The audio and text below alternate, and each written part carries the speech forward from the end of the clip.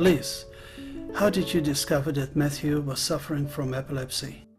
At the beginning I didn't know it was epilepsy, I just knew there was something wrong. He would fall over for no reason and he would shake in his sleep, I remember now.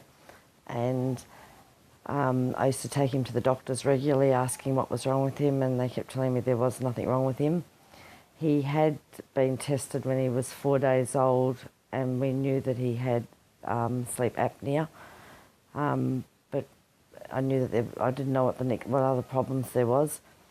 And one day, eventually, I took him to my local doctor when he was quite listless in my arms and asked the doctor what he wanted to call it that day. And he could see there was a problem and sent us to Blacktown Hospital straight away, straight from the surgery to the hospital. And in the beginning, they did a CAT scan and then they did an EEG, and they told me that I'd get the results in 3 weeks. They rang me that night, I remember it was a Tuesday night, and said to me they had the results of Matthew's EEG and it was grossly abnormal. They started treating him with Epilepsy. Back at that time, I don't really know that we saw seizures. They might have just been in his sleep, but I didn't know what I was looking for in a seizure anyway. But as it seemed to be, the more medication we gave him, the worse Matthew got. The seizures started to become obvious. I can remember when he was in primary school, me showing a family member who doubted whether he had epilepsy, what a seizure was, and by putting Matthew under any stress at all, you could cause a seizure. And I set him at the kitchen bench and was questioning him about his maths, which was enough to make him have a seizure.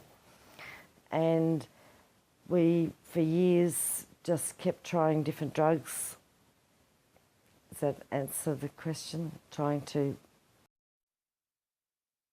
When was he diagnosed? He would have been about 3.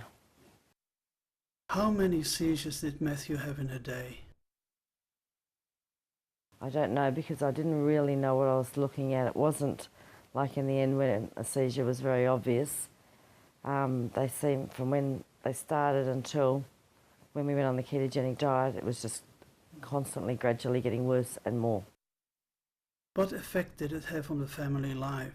Well, Matthew's the 3rd of 4 children, and I think, and to this day, my youngest didn't get probably the attention that the others had. The others had all learned every musical instrument and played every sport and everything like that. Well, because Matthew couldn't do these things, Joshua didn't get to do a lot of them either. And probably my attention was more focused on Matthew because it was a horrible time living in fear that something terrible was going to happen to him. He was with me most of the time. As he got older and the seizures got worse, he used to stand there actually holding onto my arm. And so I think the rest of the family just sort of had to find their way, because at that time the most important thing was Matthew and how he was. What effect did the epilepsy have on Matthew's life? Well, I think the effect of Matthew's life was huge because Matthew could never go and play in the playground with the other children. I believe the drug Epilepsy made him reclusive and eventually started becoming obese. I would take him to sports carnivals and he would not participate at all. He didn't want anything to do with the children in his class. At the later time, not long before he went on the ketogenic diet, Matthew used to sit in the classroom on the days that he could go to school. He would sit in the classroom at lunchtime with his teacher because he really couldn't, the glare, anything would trigger a seizure, and we were in the end having a lot of seizures, or he was having a lot of seizures. He couldn't play sports. We tried different things like swimming lessons, and I would walk up and down beside the pool in case I had to jump in. Everything was very hard. When did you find out about the ketogenic diet? When he was quite young, the doctor said to me, and said virtually nothing about it. The way she said it, I thought it was just not an option. She said, there is a diet you can go on, but every time he eats something he can't, you'd be back in hospital. And at that point, Matthew wasn't really bad. He was just having little seizures where his sort of head would shake and he would sort of look back over the corner. His eyes would sort of roll back a little bit. What made you decide to go on the ketogenic diet? Matthew had a seizure that lasted 4 hours, which put him in the children's hospital for a month, a couple of days short of a month. And during the time we were in there, we met Hans and his family, Hans, Alexandra, and their son Nicky. And Nicky was being put on the ketogenic diet. I thought it was pretty horrific when I first saw it because I saw Nicky distressed. And at that point it wasn't an option for us, I didn't think. But as I took Matthew off all medication a year before he had that seizure, and he actually played soccer for the first time in a team. His seizures didn't get any better or any worse, so to me there was no gain to him being on all these different medications that he was on that were affecting his life with, as I said, you know, being a reclusive and things like this. And after a year he had the 4-hour seizure. They made him anaphylactic to Dilantin, which is phenytoin, and to stop the seizure, and told me that if I ever took him off medication again I would be in a lot of trouble. And then the medication started again, and the trial, and adding this drug and adding that drug, and all I could see Matthew was getting worse and worse and bigger, and withdrawing from society more and more.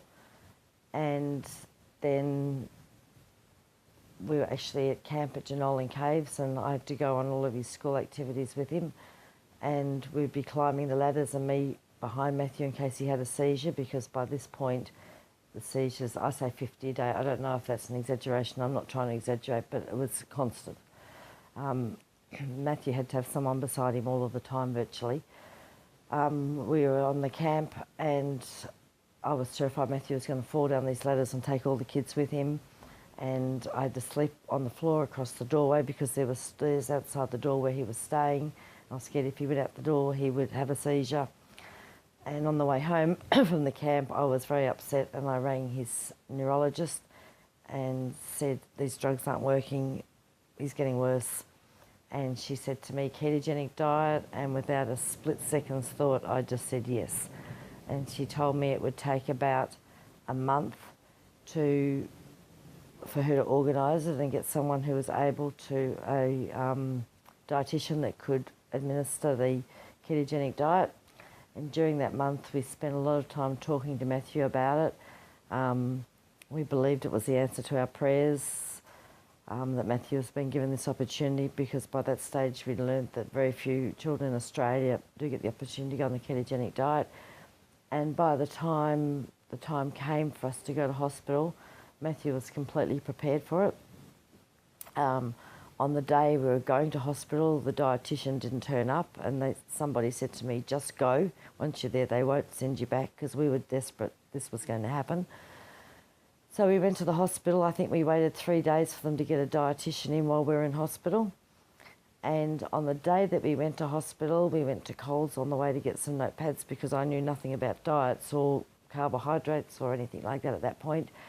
And so I was getting some writing material so I could take notes. And I do remember in one aisle in Coles, Matthew had 4 seizures.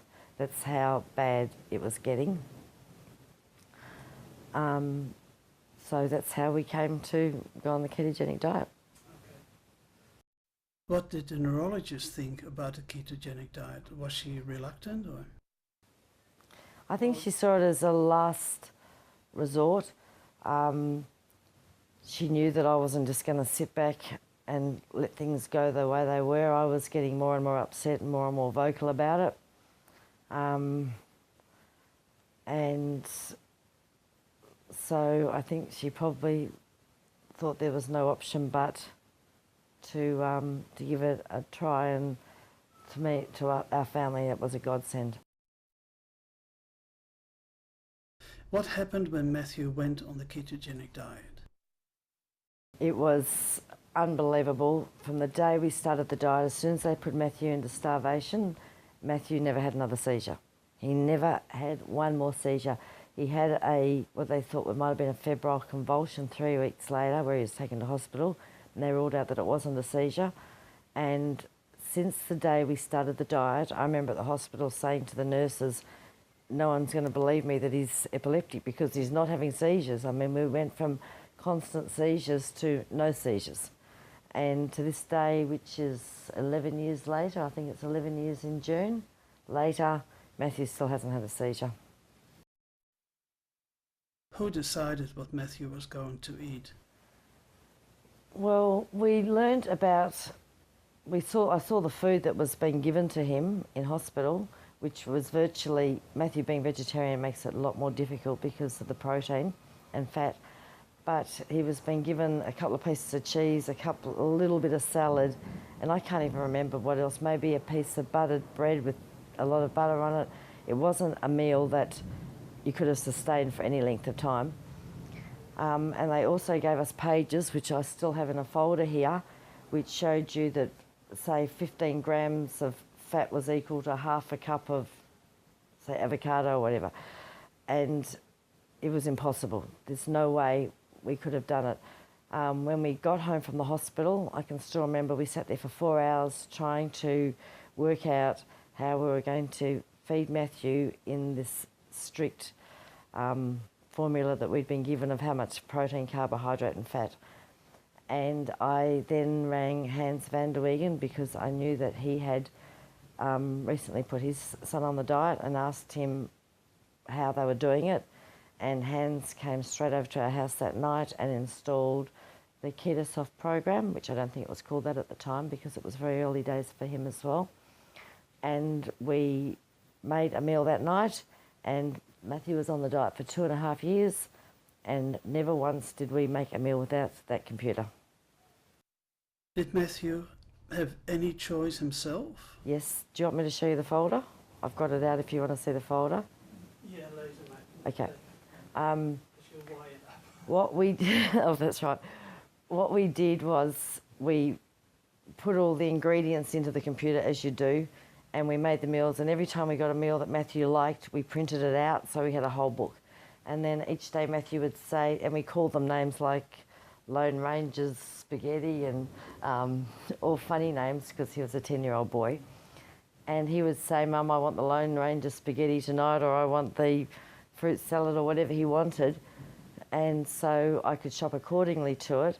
And in the end, Matthew had a choice of hundreds of meals that he could have. And if we ever thought of something else, we just put the ingredients into the computer, and it was a daily occurrence using this program on the computer. And Matthew was having much better meals. He was having fantastic type of meals. He was never hungry. And in fact, when we went off the diet, it took us 6 months. Once I decided to stop the diet, and it took us 6 months to go off it, the day that I believed that we were probably as close to a normal diet and he was ready to eat normal food, we ordered a pizza for him because he was pizza crazy before he went on the diet, and he'd had none since he'd been on it. And when the pizza arrived, he wouldn't eat it because he was scared. He obviously felt so good, and he was frightened of going back to what had happened. So the food he had on the diet was satisfying to him. How has he been after the ketogenic diet? He eats and drinks everything he wants, even alcohol, anything that he wants to eat or drink. There's no restriction whatsoever with anything that he eats. He now has a car licence, which he would never have had a licence before. He drives a 4-wheel drive. He goes 4-wheel driving. He virtually runs his father's business. Just a life that Matthew would never, ever have had. Matthew's life was, Matthew couldn't even have a shower without us. I would get in the shower with him while he showered, holding him, and then his little brother would be outside the shower and hold him while he got dried. He would go to school quite often half days because the seizures seemed worse in the morning than in the afternoon. And if he was not too bad in the morning, I would take him to school about midday. But we had a maths program which we did at home, which kept him up with his schoolwork. but his life was just getting worse and worse and worse. I couldn't say to Matthew, go to the front door and call Josh. He'd be out the front playing with his friends. Josh didn't have didn't have the confidence to even do that by the end. He was just withdrawing from everything. Do you have anything you would like to add? Well, the ketogenic diet and the Keto-Cloud program has given Matthew a life. They told us he wouldn't grow on it. He's probably 6'1" now. The diet, the whole thing was so easy. People said to me, wasn't it hard? Matthew was amazing. He never cheated.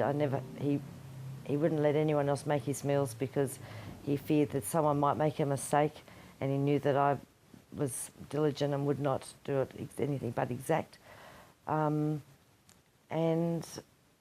he got his life back. He's got friends. In fact, today he's come here from being at lunch with his friends at Ryde. He's driven from Hornsby to Ryde and then here to meet with us today.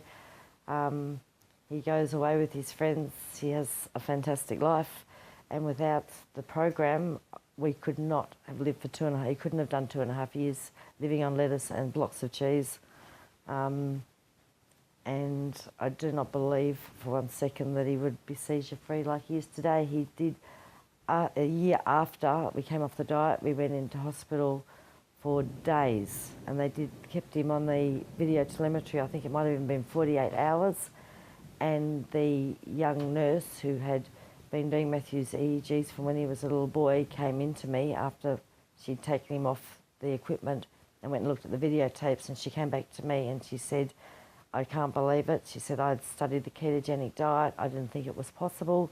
She said, but I've seen it. She said, there's no form of any seizures on his diet. And Dr.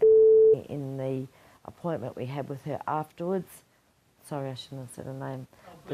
The doctor that we saw after, his doctor when we saw her after, said that there was a little bit of activity in his brain. She said, but probably no more than what they would find in any normal child's brain. It's just they don't do EEGs on normal children. So she believed that he was cured. And to us, it was a miracle.